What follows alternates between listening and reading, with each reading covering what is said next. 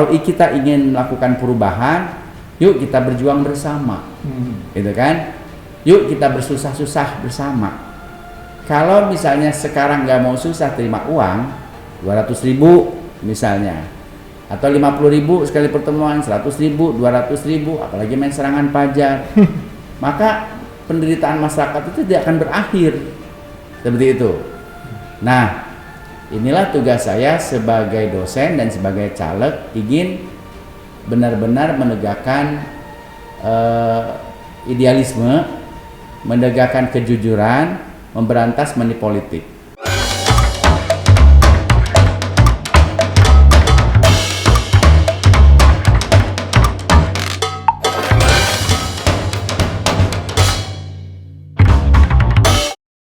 Assalamualaikum warahmatullahi wabarakatuh. Waalaikumsalam warahmatullahi. Sobat Freedom Talk, berjumpa kembali bersama saya Cahya Gunawan. Kali ini saya mengundang rekan saya yang dulu sebenarnya sama-sama bekerja sebagai wartawan.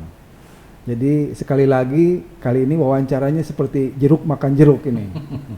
Cuma kawan saya yang satu ini sekarang sudah pindah kuadran ya, dari semula wartawan, artinya dia setelah kuliah di UI dan di Amerika jadi wartawan, kemudian portofolio pekerjaan dan pengalamannya tuh banyak lah. Teman saya ini dulu bersama-sama saya liputan di Istana Kepresidenan pada saat Presiden Abdurrahman Wahid atau Gus Dur tahun 2000-an.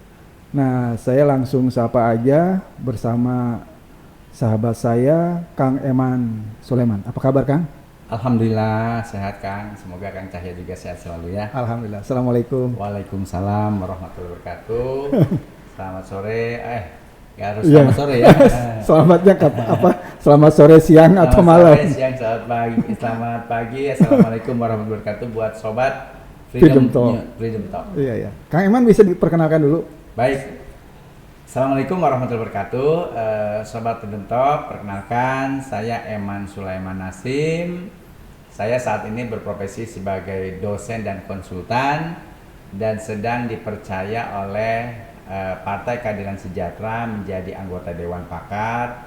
Tugasnya memberikan masukan-masukan kepada Presiden PKS Ustadz Ahmad Sayhu. Dan setelah selesai Lemhanas PPRA 64, saya ditugaskan untuk menjadi calon anggota DPR RI Dapil 5 Provinsi Jawa Barat, yaitu Kabupaten Bogor. Kang Eman, ini Anda ini kan backgroundnya wartawan, ya, aktif di dunia kampus dan aktivitas sosial, ya. Tapi kan kalau di dunia politik praktis kan Anda nih mualaf sebenarnya kan. Nah, kira-kira apa persiapan atau bekal untuk Anda berkompetisi di dunia politik praktis ini menjadi caleg PKS dari Dapil Kabupaten Bogor? Pertama, saya ini sejak mahasiswa di UI sudah menjadi aktivis. Mulai dari menjadi pengurus Masjid UI Depok dan Adi Pramanakim Salemba. Kemudian saya menjadi ketua Pusat Pengembangan Infak, kemudian menjadi ketua DPR FISIP atau Badan Perwakilan Mahasiswa FISIP UI. Alhamdulillah saat itu saya berhasil mengalahkan putra salah seorang Pangdam, kan anak tokoh masyarakat lokal desa di Gunung Putri. Saya alhamdulillah dengan izin Allah bisa mengalahkan anak salah seorang putra Jenderal Bintang 2 di zaman Soeharto. Nah, itu merupakan buat saya itu lompatan buat saya mungkin dari Allah untuk kelak bisa menjadi tokoh masyarakat. Pada saat saya menjadi wartawan itulah saya juga belajar banyak, karena kan kita pernah sama-sama di istana sekitar 3 tahun ya, Kang Cahya ya. Kurang lebih 3 tahun. Pokoknya kalau di istana itu Lebaran yang lain pada sungkeman, kita habis sholat Id buru-buru ke istana ya. 3 tahun ya, pokoknya semasa Gus Dur aja, dari zaman Habibie kan, Habibie akhir, terus Gus Dur sampai Mega. Itu. Jadi dari situ saya belajar bagaimana mengolah permasalahan sekaligus juga kita memberikan solusi-solusinya. Saya pikir itu. Jadi ilmunya, modalnya saya pikir sudah cukup. Jadi dengan saya banyak bergaul di pemerintah tingkat pusat dan juga daerah. Ya, ini circle Kang Eman ini luar biasa, sangat luas spektrumnya. Dan ini Kang Eman, ini ada pemahaman di sebagian masyarakat masuk ke dunia politik praktis itu adalah dunia kotor. Ya. Semua serba diukur dengan uang. Betul. Makanya money politik itu seolah dianggap sesuatu yang lumrah. Nah, Kang Eman menyikapi realitas politik itu bagaimana? Apakah ikut arus atau ikut memberikan edukasi kepada dapil Kang Eman, kepada konstituen Kang Eman, bahwa politik uang itu tidak bagus lah. Betul. Nah, itu gimana Kang? Dalam prakteknya menyikapi antara dunia politik praktis realitasnya dengan hal yang idealis gitu. Gitu.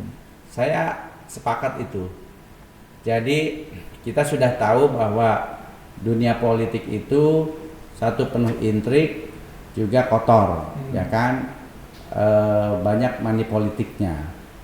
Semula saya kira saya bisa menjalankan teori-teori yang saya dapat di bangku kuliah, ataupun di buku-buku, ataupun di tempat seminar. Nah, ternyata begitu saya terjun langsung menjadi terjun ke partai politik dan sekarang menjadi caleg, ini saya hadapi langsung. Bagaimana caleg-caleg periode sebelumnya yang memberikan contoh tidak baik kepada masyarakat, ingin terpilih tapi tidak mau bekerja dan tidak punya program, dan setelah itu terpilih mereka kabur gitu kan. Jadi yang mereka lakukan adalah menyebar uang. Nah, akibatnya saya sekarang menghadapi itu gitu kan. Jadi tidak sedikit masyarakat yang selalu misalnya wani piro, atau bahasa Sundanya ayak meren. Nah, itu kan, ayak meren. Itu ada mungkin ya, ayak meren. Jadi kalau bahasa Jawanya wani piro, bahasa Sundanya ayak meren gitu. Tapi saya kan dosen, saya aktivis, dan saya wartawan. Sampai sekarang kan saya masih punya ini kartu pers, dan saya udah lulus uji kompetensi wartawan gitu kan. Masa saya membalikan sikap kritis saya? Masa saya mengkhianati idealisme saya? Ya kan?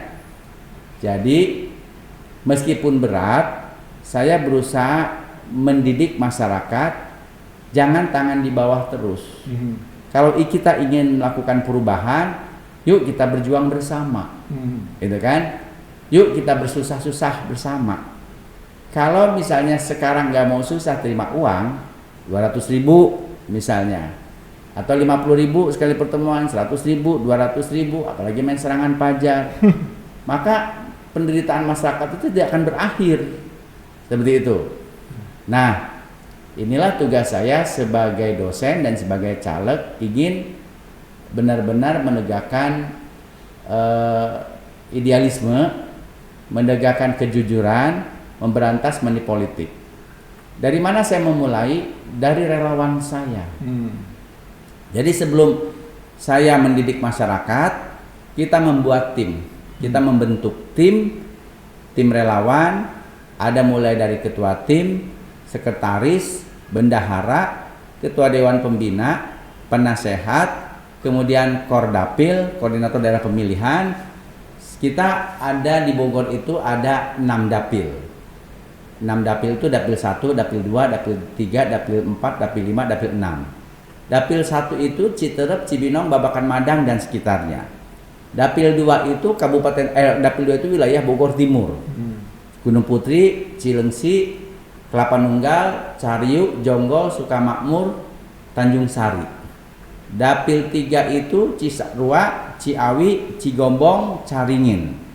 Dapil 4 itu Cigudeg, Jasinga dan sekitarnya. Dapil 5 itu Lewiliang, Ciampea, Dramaga dan sekitarnya. Dapil 6 itu Bojonggede, Parung, Parung, sama tadi tuh yang Mas Iman, Gunung Sindur dan sekitar. Saya masuknya di dapil, rumah saya keluarga besar dapil 2. Tapi semua dapil itu adalah daerah wilayah kami, gitu kan. Nah, jadi setiap dapil itu kita ada kordapilnya, koordinator. Ada di bawah kordapil ada di bawah korcam ada kordes, di bawah kordes ada korwe, di bawah korwe ada korte, gitu kan. Nah, itu tidak ada yang kami bayar. Jadi betul-betul sukarelawan. Itu betul-betul sukarelawan. Jadi termasuk kortenya. Memang berat buat saya gitu, dan juga berat buat kawan-kawan yang lainnya. Tapi saya pikir ini kan bagian dari perjuangan. Nah, kalau misalnya tim relawannya saya bayar, maka nanti bagaimana saya menyampaikan kepada masyarakat? Kok masyarakat konstituen tidak dibayar, relawannya dibayar? Itu. Maka relawan itu kita tidak bayar, masyarakat pun kita tidak bayar. Ya, kita tidak memberikan uang seperti itu. Jadi saya ajak untuk kita berjuang, kan? Kenapa saya tidak membayar? Satu, itu berlawanan dengan hati nurani, karena itu bagian dari money politik. Yang kedua, ini tidak akan berbeda dengan caleg-caleg periode-periode sebelumnya, ya kan? Yang ketiga, tidak ada duitnya, gitu kan? Jadi kalau saya harus membayar, itu berarti saya harus menyiapkan puluhan miliar. Maka kalau saya membayar masyarakat habis puluhan miliar, otomatis kalau saya terpilih, maka saya harus mengembalikan modal itu kok, itu kan? Ya kan? Misalnya saya modal 10 miliar, maka saya harus yang tahap pertama mengembalikan modal 10 miliar. Tahap berikutnya bagaimana memperoleh untung 10 miliar. Tahap berikutnya bagaimana persiapan berikutnya, pemilu berikutnya. Kapan yang buat masyarakatnya? Ya kan? Nah, karena itu, satu, relawan tidak saya bayar, kedua, masyarakat pun tidak saya bayar. Kenapa relawan itu tertarik untuk menjadi relawannya Kang Eman, sementara mereka artinya betul-betul tidak dibayar gitu kan? Satu, sosoknya. Ya mungkin sosoknya yang di depan Kang Cahaya ini sosok yang tidak biasa gitu, apa ditemukan yang lainnya. Kemudian program. Apa aja program-programnya? Visi misinya. Jadi visi misi saya itu bagaimana menjadi anggota DPR RI yang bisa menjadi backing masyarakat. Backing masyarakat Kabupaten Bogor dalam keadaan apapun mereka. Kita harus selalu bersama. Jadi kalau dia sedang terzolimi, maka kita harus berikan bantuan hukum. Kalau dia misalnya kesulitan biaya rumah sakit, maka kita harus menjadi yang pertama membantu mereka. Demikian juga dengan kalau kualitas pendidikannya rendah, maka saya sudah menyiapkan program bagaimana meningkatkan kualitas pendidikan mereka. Itu termasuk pesantren-pesantren, itu saya ada. Misalnya kita masih banyak pondok pesantren salaf. Pondok pesantren salaf itu tidak ada sekolahnya. Jadi di pondok pesantren itu santri itu belajar ngaji, kitab kuning, hafalan Quran. Itu bagus, gitu kan? Dan kebanyakan pondok pesantren itu tidak menggunakan biaya, gratis, gitu kan? Makan pun gratis. Itu. Tetapi tidak ada pendidikan formalnya. Dan santri-santri itu banyak yang masuk pondok pesantren itu pendidikannya hanya SMP. Maka begitu selesai pendidikan formalnya SMP tetap. Nah, karena itu insya Allah saya nanti akan melengkapi pondok-pondok pesantren salaf itu dengan PKBM. Itu program kegiatan belajar mandiri. Sehingga lulus dari situ dapat ijazah kejar paket C, sehingga nanti dia bisa melanjutkan kuliah.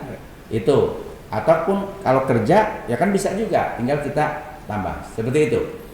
Kemudian misalnya yang lainnya, ya selain kita siapkan PKBM, kita coba untuk beasiswa.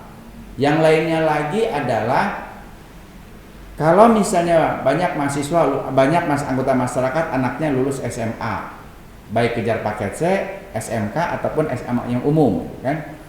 Nah, kalau mereka punya banyak uang, kita dorong untuk masuk perguruan tinggi, UI, IPB, misalnya UGM atau Unpad, kan? Itu. Tapi kalau mereka tidak punya biaya, maka insya Allah nanti tim saya akan mengarahkan untuk masuk sekolah kedinasan. Seperti misalnya sekolah tinggi intelijen, Akpol, Akmil, STPDN, kemudian Akademi Ilmu Statistik, ya kan? Kalau STAN hanya biaya kuliahnya aja yang gratis, lebihnya bayar sendiri karena saya kan salah satu tempat ngajar saya di STAN, kan? PKN STAN, gitu kan. Nah, yang lainnya adalah sekolah tinggi ilmu kemasyarakatan atau institut ilmu kemasyarakatan yang nanti lulus dari situ jadi sipir di berbagai penjara, ya? Iya, sipir penjara. Nah, kalau mereka sudah diterima di sekolah kedinasan, itu dari ujung kaki sampai ujung rambut gratis. Itu. Dan begitu lulus, mereka nggak perlu capek-capek nyari kerjaan, otomatis sudah CPNS, gitu kan? Nah, masyarakat Bogor itu masih sedikit yang ikut sekolah kedinasan. Kenapa masih sedikit? Informasinya mereka tidak tahu dan cara masuknya juga tidak tahu. Terkadang begitu diterima, ada oknum-oknum yang sering minta pungli. Ada anggota masyarakat di Cilengsi bilang, Pak, anak saya sudah diterima nih di sekolah tinggi ini, gitu kan? Tapi saya harus bayar, Pak, 30 juta, gitu kan? Padahal kan tidak, gitu kan? Jadi kalau saya jadi anggota DPR, saya akan menjadi backing mereka, mengusut siapa yang minta bayaran tersebut itu. Kang Eman. Ya. Kang Eman ini di Dapil Bogor ini bersaing dengan anggota tokoh-tokoh hebat. Siapa aja itu, Kang? Tokoh-tokoh yang sudah punya nama, ada Fadlizon. Dari Gerindra ya? Iya, dari Gerindra ada Adrianus Adrian Napitupulu. PDIP ya? PDIP. Ada Tommy Kurniawan. Dari PKB. Ada Primus Justisio dari PAN. Ada Eman Sulaiman Nasim dari PKS, orang Bogor. Asli mantan wartawan Istana. Sahabat sejatinya Kang Cahya Gunawan sampai akhirat nanti. Kang Eman, ini kan wilayah Bogor ini sangat luas ya, Kabupaten Bogor ini. Kang Eman ada rencana untuk artinya kalau sudah terpilih menjadi anggota DPR untuk mensponsori pemekaran, kan? Gimana nih konsepnya? Ya, jadi saya memang salah satu prioritas utama saya adalah bagaimana kalau saya sudah terpilih itu saya akan coba ajak anggota DPR RI Dapil 5 Provinsi Jawa Barat atau Kabupaten Bogor untuk kita menginisiasi adanya undang-undang pembentukan daerah otonomi baru Bogor Timur. Jadi Bogor itu luas banget. Penduduknya sekarang 5,5 juta. Luas wilayahnya saya lupa gitu kan. PAD-nya 10 triliun lebih. 10 triliun, Kang. Nah, saking luasnya itu dari 40 kecamatan, 435 desa. Jadi seperti saya misalnya sosialisasi itu lumayan berat. Dari Tanjung Sari yang berbatasan dengan Cianjur sampai Jasinga yang berbatasan dengan Banten. Ya kan? Dari Cisarua sampai Cibubur juga, sampai kota wisata gitu kan. Luas banget, Kang. Jadi karena terlalu luas, akhirnya pembangunannya tidak merata dan tidak teratur. Oleh karena itu, sementara Bogor itu punya banyak potensi. Ada potensi ekonomi, sektor real, pertambangan. Bogor itu punya banyak gunung emas, terutama di daerah Bogor Barat, ya kan? Salah satunya Pongkor, ya kan? Kabupaten Bogor memiliki banyak daerah wisata, banyak air terjun, belum persawahan segala macamnya seperti itu. Daerah pertaniannya pun luas, gitu kan? Tapi saking luasnya, akhirnya aparat pemerintahnya belum bisa fokus gitu kan menata secara baik dan secara merata. Maka solusinya menurut saya memang harus pemekaran. Minimal Bogor itu menjadi 3. Bogor Barat, itu mulai dari Dramaga sampai Jasinga sana. Mulai dari Parung itu masuk Bogor Barat. Kemudian Bogor Timur mulai dari Kecamatan Gunung Putri sampai Tanjung Sari. Ada 7 kecamatan. Baru kemudian Bogor Induk. Bogor Induk itu Cibinong, Citerep, Babakan Madang, Bojongkoneng dan sekitarnya. Malah idealnya itu Bogor menjadi 4. Bogor Barat tadi ya Dramaga sampai Jasinga, kemudian Bogor Selatan, Ciawi, Cigombong, Cisarua dan sekitarnya, Megamendung gitu kan. Kemudian Bogor Timur, tadi Bogor Timur itu Gunung Putri, Cilengsi, Kelapa Nunggal, Sukamakmur, Jonggol, Tanjung Sari, ada 7 kecamatan, Kang. Seperti itu. Nah, kawan-kawan yang tergabung dalam Presidium Bogor Timur maupun Bogor Barat, mereka sudah berjuang sebetulnya. Berjuang untuk segera memekarkan Bogor. Jadi perjuangan mereka itu sudah luar biasa, khususnya Bogor Timur. Yang semula mendapatkan berbagai macam penolakan, akhirnya Gubernur Jawa Barat saat itu Ridwan Kamil sudah setuju. Bupati Bogor juga sudah setuju, DPRD-nya sudah setuju. Nah, permasalahan adalah satu, pemerintah menjalankan moratorium. Yang kedua, tidak ada undang-undangnya. Nah, kalau soal moratorium menurut saya itu tergantung lobby anggota DPR RI-nya. Karena sudah sekian lama pemerintah menjalankan moratorium, ternyata ada juga daerah di Lampung jadi kabupaten sendiri. Pangandaran, karena mungkin di situ ada Susi, jadi kabupaten sendiri sekarang. Padahal kan dulu Pangandaran bagian dari Ciamis, kan dari Ciamis seperti itu. Papua mekar sekarang jadi 5, ya kan seperti itu. Nah, selama ini menurut saya anggota DPR yang dipilih oleh warga Kabupaten Bogor tidak serius. Jadi kuncinya menurut saya adalah undang-undang. Nah, jadi baru nanti nih menjelang pemilu baru anggota-anggota DPR yang dipilih oleh warga Kabupaten Bogor dia mulai serius. Nanti begitu terpilih lupa lagi. Karena itu saya orang Bogor asli. Saya yang pertama saya akan perjuangkan adanya undang-undang pendirian daerah otonomi baru Bogor Timur. Jadi Kang dan Sobat Freedom Talk, rencana pendirian Bogor Timur itu sebenarnya sudah ada sejak zaman Pak Harto. Sejak tahun 1980-an. Dengan ibu kotanya adalah Jonggol. Nah, saat itu Cibarusah menjadi bagian dari Bogor Timur. Sekarang Cibarusah menjadi bagian Bekasi. Itu. Nah, sampai Pak Harto turun belum ada yang melanjutkan. Nah, kawan-kawan ini berjuang terus nih, teman-teman Presidium Bogor Timur. Tapi insya Allah dari kemarin saya memang sudah memprediksikan 2023 itu nggak mungkin lah, karena pasti anggota DPR-nya sibuk konsolidasi dan sosialisasi. Nah, karena itu insya Allah kalau saya diberikan kepercayaan oleh masyarakat Kabupaten Bogor, salah satu prioritas saya adalah saya akan menghimpun anggota DPR RI yang dipilih warga Kabupaten Bogor dari partai manapun itu untuk kita sama-sama menginisiasi naskah rancangan undang-undang daerah otonomi Bogor Timur. Setelah selesai baru nanti kita serahkan ke Balek Badan Legislasi. Itu karena tanpa itu berat gitu kan. Dan saya pernah pada saat milad PKS pada saat Rakernas PKS bulan Maret di Hotel Sultan, saya sudah sampaikan sama Mas Anies. Kemudian saya alhamdulillah dapat kehormatan duduk satu meja dengan Mas Anies, dengan Hidayat Nur Wahid, dengan Ahmad Heriawan, dengan Sohibul Iman. Kita bahas antara ladang Bogor yang luas. Lalu saya disampaikan kepada Mas Anies. Mas Anies, saya bilang ini Presiden, Pak Presiden, kalau nanti saya terpilih menjadi anggota DPR RI, insya Allah saya akan menginisiasi rancangan undang-undang daerah otonomi Bogor Timur. Nah, kalau itu sudah selesai dan sudah disahkan, saya mohon Pak Presiden menugaskan Menteri Dalam Negeri untuk segera memekarkan Kabupaten Bogor, khususnya Bogor, Kabupaten Bogor Timur. Itu kata Mas Anies, siap Prof.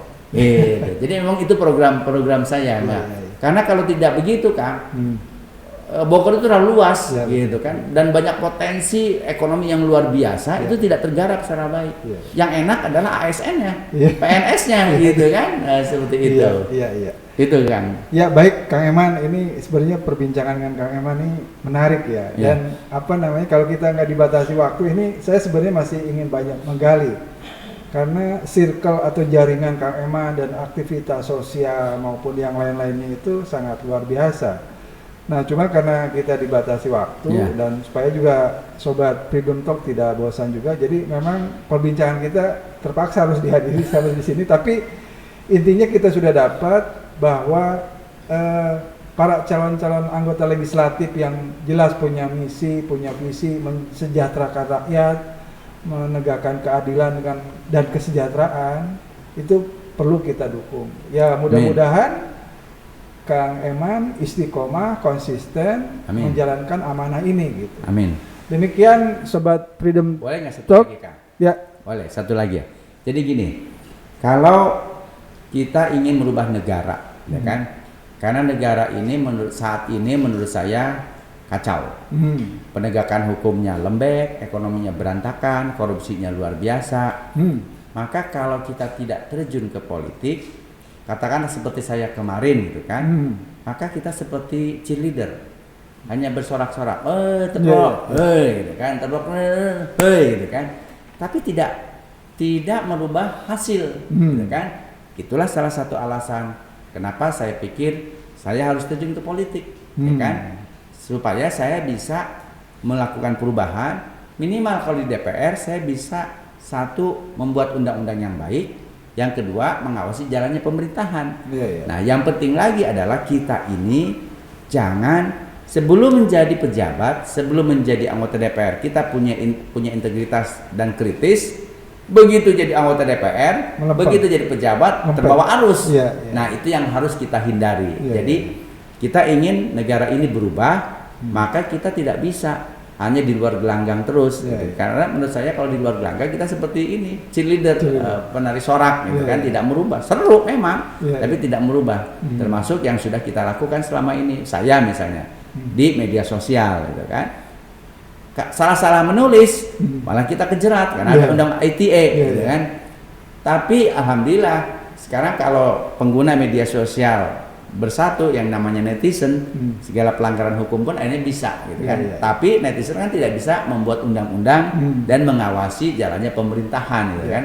Hanya kalau misalnya ada kasus seperti kasus kemarin penembakan prajurit polisi, misalnya seperti kan, atau kasus penganiayaan anggota masyarakat biasa oleh anak pejabat pajak, gitu kan. Betul. Itu kan kalau tidak diituin netizen dan media massa, gitu kan, udah pasti udah lewat itu.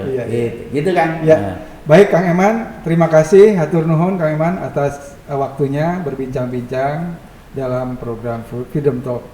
Demikian Sobat Freedom Talk, perbincangan saya bersama Kang Eman Sulaiman Nasim, calon anggota legislatif dari PKS untuk Dapil Kabupaten Bogor, Jawa Barat. Semoga perbincangan ini memberikan manfaat untuk kita semua. Assalamualaikum warahmatullahi wabarakatuh.